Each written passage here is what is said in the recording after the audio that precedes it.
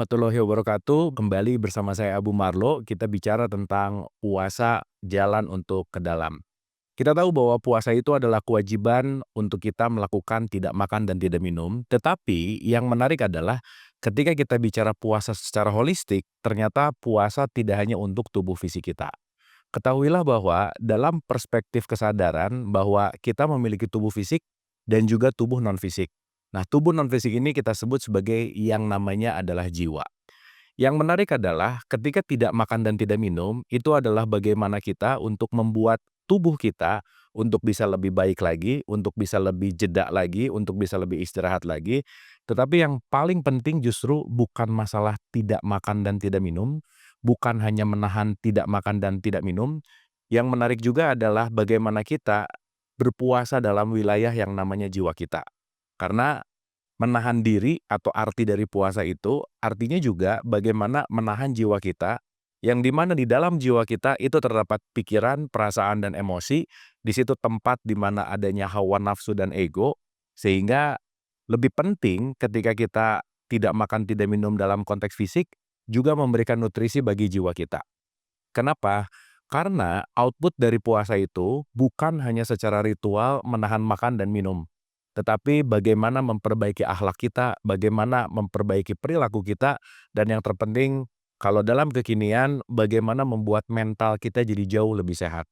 Sehingga puasa itu berkaitan baik fisik maupun mental, baik jasmani maupun rohani, yang konteks di mana inti ke dalam diri kita, masuk untuk mengenal jiwa kita dan membuat jiwa kita lebih tenang, lebih sehat, dan lebih baik. Oleh karena itu, semoga puasa yang kita lakukan ini bukan hanya saya menahan makan atau menahan minum, tetapi bagaimana jiwa kita diberikan nutrisi dengan kebaikan-kebaikan, dengan hal-hal yang lebih membawa kita menuju kepada me time, membawa kita kepada kontemplatif, sehingga dalam 30 hari Ramadan ini adalah latihan untuk membuat jiwa kita juga lebih tenang, lebih damai, lebih santai, lebih membuat bisa menerima kehidupan, menerima realitas dan kenyataan, sehingga holistiklah puasa kita, tidak hanya dalam konteks yang namanya jasad, tapi juga jiwa kita ikut bertumbuh. Menariknya, kebanyakan fokus ketika berpuasa adalah aku menahan makan dan menahan minum. Tapi mudah-mudahan setelah kita memahami bahwa konteks puasa ini adalah holistik, juga bagaimana menahan atau mengontrol keinginan misal bermain gadget, keinginan misal screen time atau apapun itu. Sehingga pada akhirnya ketika jiwa kita bisa bertumbuh dan kita bisa membuat kebiasaan-kebiasaan baru, sehingga kebiasaan lama jadi tidak terjadi lagi dalam keseharian dan kita membaru terus, maka setelah kebiasaan baru itu hadir, maka kita akan merubah diri kita lebih baik lagi.